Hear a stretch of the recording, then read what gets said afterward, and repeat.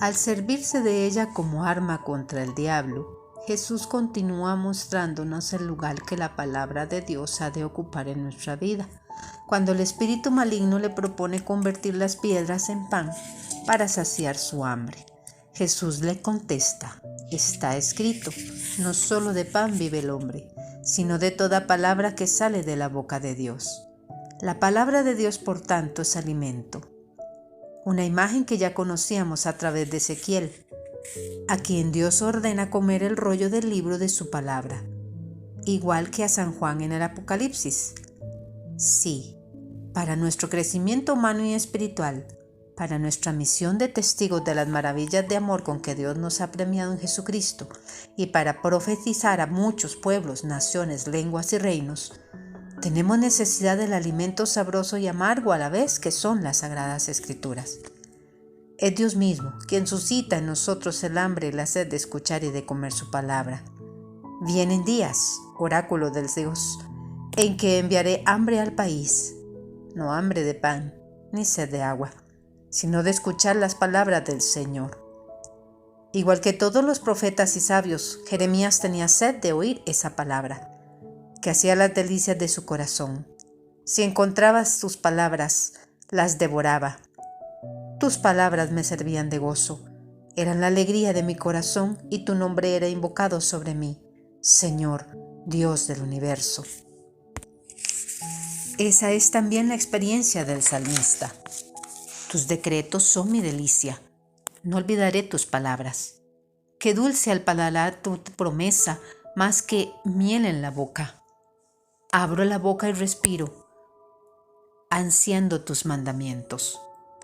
Si para los fieles la Escritura es, en palabras del Vaticano II, fortaleza de su fe, alimento de su alma, fuente pura y perenne de su vida espiritual, es porque ha sido inspirada por el Señor y nos revela su voluntad para nuestra existencia. Solo si nos volvemos constantemente hacia ella, podremos permanecer irreprochables en la fe en medio de toda una variedad de situaciones y pruebas. Cada vez que la vida exija de nosotros una decisión o esté en juego nuestra fidelidad al Señor, tenemos la certeza de que la palabra de Dios nos iluminará. Quien procura conformar su vida con esa palabra, descubre día tras día que es viva y eficaz, más tajante que espada de doble filo. Penetra hasta el punto donde se dividen el alma y el espíritu. Nos enseña cómo vivir conforme a la voluntad de Dios para hacernos justos y santos. Nos convence de creer y de adherirnos a quien es el origen de todo bien. Corrige nuestras faltas y endereza nuestro camino. Nos moldea y nos permite revestirnos de la nueva condición humana creada a imagen de Dios, justicia y santidad verdaderas. La palabra de Dios es la savia nutricia de nuestra vida de bautizados, y es también el espacio de nuestro encuentro con Dios y la que nos instruye en nuestra relación con Él. Y lo será si dejamos que Dios se adueñe de nuestras vidas, decida su orientación y nos introduzca en la intimidad de su misterio, empapándonos de su palabra de vida. Por eso las comunidades de fe que se puedan formar aquí o allá solo serán viables si sus miembros tienen el afán de reunirse no solo para una comunicación convivial y fraterna, sino también y sobre todo para guardar silencio juntos y dejarse penetrar por la palabra de Dios. Mira, estoy de pie a la puerta y llamo. Si alguien escucha mi voz y abre la puerta, entraré en su casa y cenaré con él y él conmigo. Fuente de nuestra vida interior. La Escritura es la fuente de donde emana toda oración cristiana.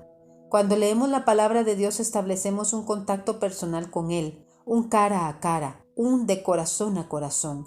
Abrirse a la palabra de Dios es dejarse penetrar por la caridad, dejarse poseer y quemar por el fuego del amor de Dios para luego transmitirlo a los demás. San Juan Pablo II veía en el trato asiduo en las Escrituras una condición indispensable para el crecimiento de la vida cristiana. No cabe duda de que esta primacía de la santidad y de la oración solo se puede concebir a partir de una renovada escucha de la palabra de Dios. Es necesario en particular que la escucha de la palabra se convierta en encuentro vital en la antigua y siempre válida tradición de la lectio divina, que permite encontrar en el texto bíblico la palabra viva que interpela, orienta y modela la existencia. Un excelente predicador como San Juan Crisóstomo, con ese estilo suyo tan vibrante y tan gráfico, decía esto de la oración: por la oración, nuestro espíritu, elevado hasta el cielo, abraza a Dios con abrazos inefables. En las Sagradas Escrituras recibimos de Dios las palabras de nuestra oración y las indicaciones para orientar nuestra vida hacia Él. San Gregorio Magno compara la palabra de Dios con el espejo de nuestra alma. La Sagrada Escritura se presenta ante los ojos del alma como un espejo en el que podemos ver reflejado nuestro rostro interior. En ella conocemos nuestras facciones bellas y feas. En ella percibimos nuestros avances y nuestros retrocesos.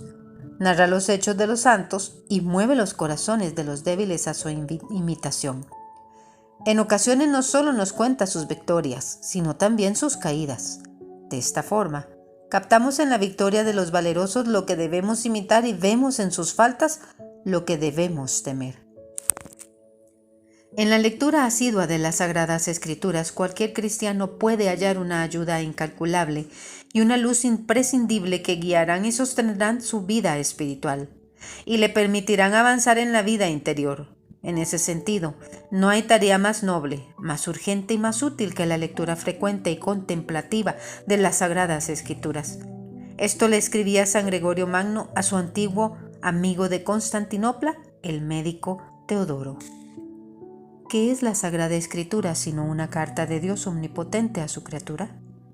Ciertamente, si vuestra excelencia se encontrase fuera de su casa y recibiese un escrito de su emperador terreno, no estaría tranquilo, no descansaría, no dormiría antes de conocer lo que el emperador terreno le manda decir. El emperador del cielo, el Señor de los hombres y de los ángeles, os ha enviado sus cartas, que aluden a vuestra vida, y no mostráis ninguna impaciencia por leerlas. Comprometeos, os lo ruego, y encontrad el modo, buscad la forma de meditar cada día las palabras de vuestro Creador. Aquellos a quienes Dios concede la inteligencia, los medios y la oportunidad de profundizar en el conocimiento de los libros divinos y del misterio escondido desde los siglos y generaciones, revelado ahora a sus santos, tienen una inmensa responsabilidad. No pueden guardarse para ellos la excelencia del conocimiento de Cristo Jesús, sino facilitar que se aprovechen de Él todos sus hermanos y hermanas. Así habla el servidor de la palabra, conocedor de la sabiduría. Y yo, como canal que deriva de un río, como acequia que atraviesa un jardín, dije: regaré mi huerto y empaparé mis eras. Y he aquí que el canal se me convirtió en un río, y el río se convirtió en un mar. Haré que mi enseñanza brille como la aurora y que resplandezca en la lejanía. Derramaré mi enseñanza como profecía y la transmitiré a las generaciones futuras. Fijaos que no he trabajado solo para mí, sino para todos aquellos que buscan la sabiduría. La oración. Para Jesús el desierto es también el espacio de una oración prolongada y perseverante. Su oración en el desierto nos enseña que en la dinámica de la vida espiritual todo hay que pagarlo caro y conquistarlo con esfuerzo, y al mismo tiempo que todo se vive en un clima de amor, de belleza y de paz. Orar es costoso y agotador, porque la oración es un auténtico combate, una verdadera lucha, un cuerpo a cuerpo con Dios, pero es también un momento de inmensa paz, de descanso y de abandono filial y confiado en los brazos del Señor. Podríamos comparar la oración con el arduo ascenso de una montaña, con el entrenamiento duro y exigente de los atletas. Las grandes experiencias de oración recibidas de los santos despiertan el fervor de nuestra vida espiritual y nos llenan de fuerza y de coraje para emprender ese camino. Lo cierto es que solemos estar tan sobrecargados de trabajo, de actividades, de obligaciones urgentes y de preocupaciones de todo tipo, que ni encontramos ni buscamos tiempo para la oración. A esto vienen a sumarse nuestra debilidad y nuestra dificultad para orar, porque no sabemos pedir como conviene. Dice San Pablo: pero si no tenemos tiempo ni estamos disponibles para Dios, ¿no será porque no le amamos de verdad y con todo el corazón? ¿Cómo se puede amar a alguien a quien hacemos tan poco esfuerzo por conocer? Lo hemos excluido de nuestra vida y de nuestra existencia diaria. No hay sitio para Él en nuestra interioridad abarrotada de cosas, tan saturada que ni siquiera nosotros mismos vivimos en ella. Nos quedamos en la superficie. En el fondo de nosotros no existe ni el descanso ni la paz verdadera. Y cuando intentamos guardar silencio, las imágenes, los recuerdos, los rostros, las experiencias dolorosas o decepcionantes se aprovechan de él para invadir el campo de nuestra conciencia y nos impiden descansar en Dios. Esos pensamientos, recuerdos y emociones nos resultan molestos porque aún no han sido iluminados ni asumidos por la fe, la esperanza y la caridad.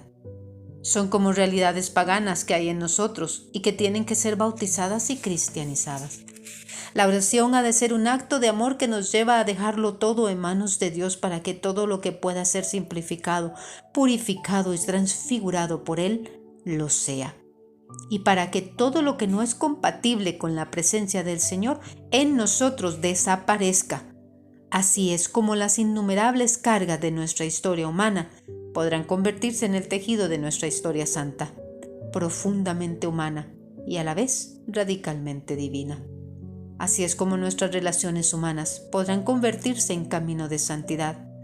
El prójimo nunca será un estorbo ni un intruso que viene a perturbar nuestra tranquilidad. Si lo izamos hasta esa parte de nosotros mismos en la que habita Dios. Orar será volver a dotar a nuestra vida de toda su dimensión teologal y evangélica. Dedicar tiempo a rezar en medio de las urgencias y las preocupaciones materiales que quieren reducirnos a la esclavitud es dar prioridad a Dios, dejar un hueco, cueste lo que cueste, a esa urgencia fundamental que es su presencia en lo más íntimo de nuestra vida. Lejos de ser un motivo más de estrés, nos permitirá enfrentarnos con paz y serenidad a nuestras tareas diarias.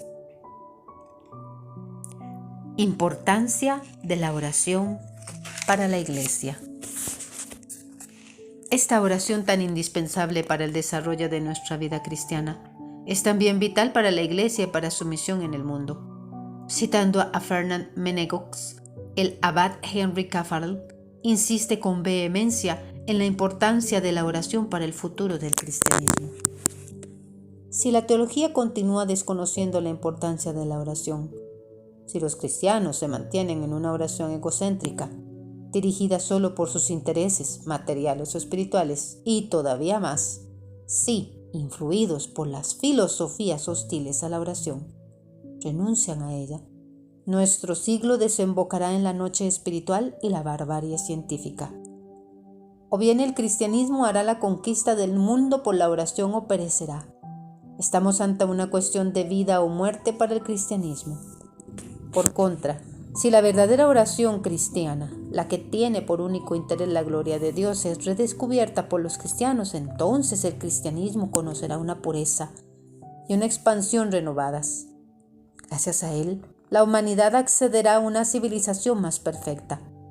La oración es el fenómeno misionero por excelencia. La única fuerza verdaderamente civilizadora es la Iglesia que ora.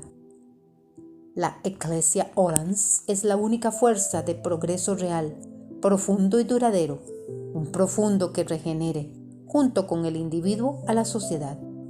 ¿Por qué la oración posee un poder tan grande? Porque una vez más no es actividad del hombre, sino actividad de Dios en el hombre, a la cual el hombre está asociado. Cristo decía: mi Padre y yo obramos sin cesar.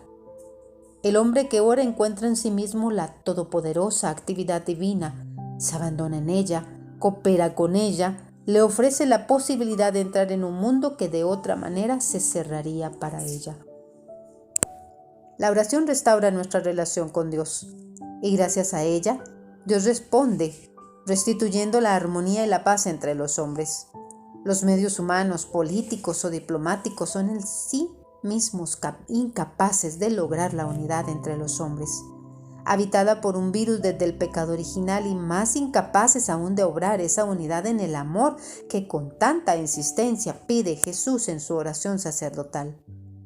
La unidad de los hijos de Dios únicamente puede ser obra de Cristo, y Cristo la obra con su obediencia en la cruz y el envío del Espíritu Santo. Solo después de Pentecostés se dice de los discípulos de Jesús que tienen un solo corazón y una sola alma. Nadie es buen artesano de la paz, la concordia y la unidad si no se abre por completo al Espíritu de Dios en la oración y la adoración silenciosa de la presencia eucarística. Solo entonces se va obrando la unidad e instaurándose la paz dentro de nosotros y a nuestro alrededor. Si de verdad queremos reconocer la primacía de Dios, hemos de dar prioridad a la oración sobre la acción. En su cántico espiritual, San Juan de la Cruz nos deja una severa advertencia en contra del activismo que perjudica la oración. Adviertan: los que son muy activos, que piensan ceñir al mundo con sus predicaciones y obras exteriores, que mucho más provecho harían a la iglesia y mucho más agradarían a Dios. Dejado aparte el buen ejemplo de que sí darían, si gastasen siquiera la mitad de ese tiempo en estarse con Dios en oración. Cierto, entonces haría más y con menos trabajo con una obra que con 1000 mereciéndolo su oración y habiendo cobrado fuerzas espirituales en ella, porque de otra manera todo es martillar y hacer poco más que nada, y a veces nada, y aún a veces daño, porque Dios os libre que se comience a vanecer la sal, que aunque más parezca que hace algo por de fuera, en sustancia no será nada, cuanto está cierto que las buenas obras no se pueden hacer sino en virtud de Dios. Jesús, ejemplo de oración. Uno de los aspectos más llamativos en la vida de Jesús es la oración. En los evangelios abundan las referencias del respecto. Después de despedir a la gente, subió al monte a solas para orar. Se levantó de madrugada cuando todavía estaba muy oscuro, se marchó a un lugar solitario y allí se puso a orar. Solía retirarse a despoblado y se entregaba a la oración. Jesús salió al monte a orar y pasó la noche orando a Dios. Sentaos aquí mientras voy allá a orar. Los apóstoles siguieron su ejemplo y perseveraban en la oración junto con María, la madre de Jesús. Además de su ejemplo personal, Jesús nos ha dejado el contenido de nuestra oración en el Padre Nuestro. La hermosa oración divina que a veces desfiguramos en función de nuestras opiniones teológicas o ideológicas y que, sin embargo, se basta a sí misma sin necesidad de añadidos ni reducciones por nuestra parte. La oración de Jesús, decía Benedicto XVI, atraviesa toda su vida como un canal secreto que riega la existencia, las relaciones, los gestos, y que lo guía con progresiva firmeza a la donación total de sí según el proyecto de amor de Dios Padre. En el momento en que a través de la oración Jesús vive una profundidad en su filiación y la experiencia de la paternidad de Dios, desciende el Espíritu Santo, que lo guía en su misión y que Él derramará después de ser elevado en la cruz. Para que ilumine la obra de la Iglesia en la oración, Jesús vive en contacto ininterrumpido con el Padre, que realiza hasta las últimas consecuencias el proyecto de amor por los hombres. Contemplar la intensa oración de Jesús tan personal y prolongada después de su bautismo en el Jordán nos enseña sin grandes discursos cómo hay que abrirse a los deseos del Padre, acatar su voluntad y entregarse a su proyecto de amor por nosotros. El lugar del encuentro cara a cara con Dios es la oración, que nos permite hablar con Él como habla un hombre con un amigo. Tenemos una necesidad urgente de aprender a orar. Orar no consiste en recitar fórmulas bonitas que encontramos en los libros y que nos cuesta comprender o repetir con absoluta sinceridad. Orar es reunirse con Dios con toda la realidad de nuestro ser. Es exponerse a las luces de Dios que disipan las tinieblas de nuestros corazones. Orar es permanecer humildemente y en adoración ante Dios. bajo su mirada que nos escruta y conoce nuestro corazón. Dejar que Él se maraville de la belleza de su criatura y maravillarnos del increíble resplandor de su santidad. Dejar que Dios nos mire y gozar mirándolo a Él. Yo lo miro y Él me mira, decía el campesino de Ars a su párroco. En la oración lo importante no es tanto lo que le decimos a Dios, como la obra que Él hace en nosotros cuando callamos en su presencia. Cuando aceptamos dejarnos sanar de nuestra falta de amor. La oración no consiste en adueñarse de Dios, sino en permitir que Dios nos haga suyos. Si no, nuestra oración será estéril. Una oración como esa exige silencio, recogimiento, disponibilidad interior, humildad ante la santidad de Dios.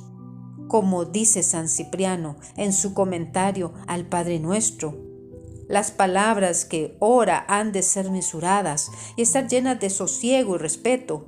Recordemos que estamos en presencia de Dios, que escucha y ve a todos los hombres, que penetra en todo lo secreto y lo escondido. Orar es apartarse a una montaña elevada y en ese monte Tabor, maravillados, dejarse transfigurar a imagen de Dios, dejarse iluminar por el Evangelio de la gloria de Dios, que es imagen de Dios. En la oración, la gloria y la luz de la santidad de Dios se imprimen en nuestro rostro.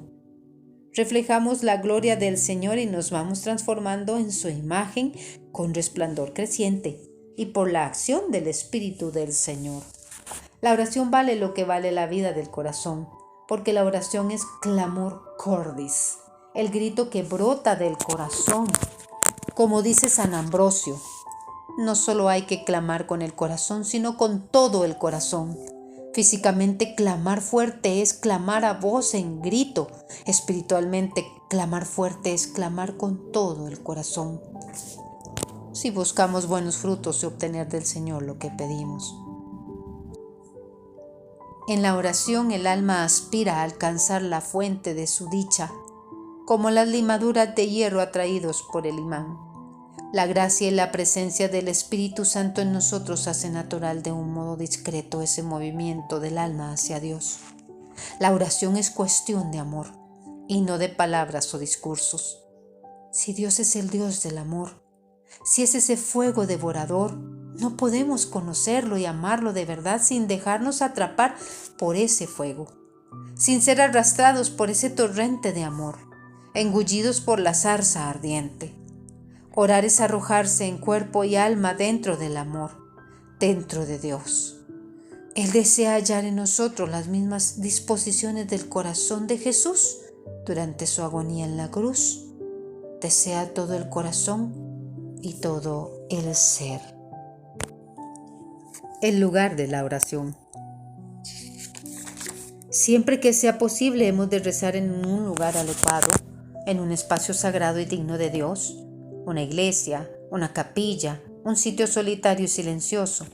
Pero por encima de todo, el lugar donde Dios habita es el cristiano. Para orar debemos entrar dentro de nosotros, y lo que debemos conservar consagrado para Dios es el templo de nuestro cuerpo. Ese cuerpo en el que el hombre contemporáneo quiere mutilar para cambiar de sexo. Ese cuerpo mercantilizado para la prostitución y el tráfico de órganos.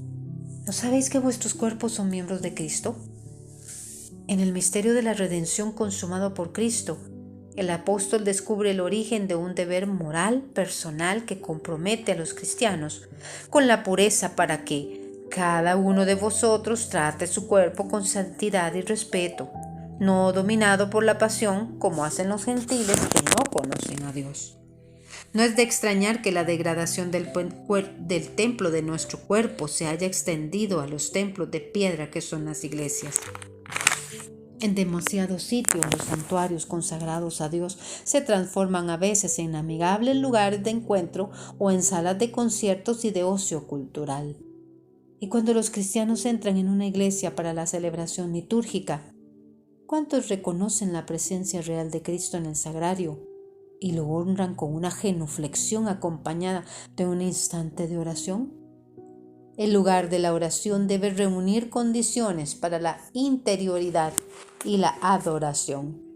Y a esa atmósfera tenemos que contribuir nosotros con nuestra actitud respetuosa y recogida.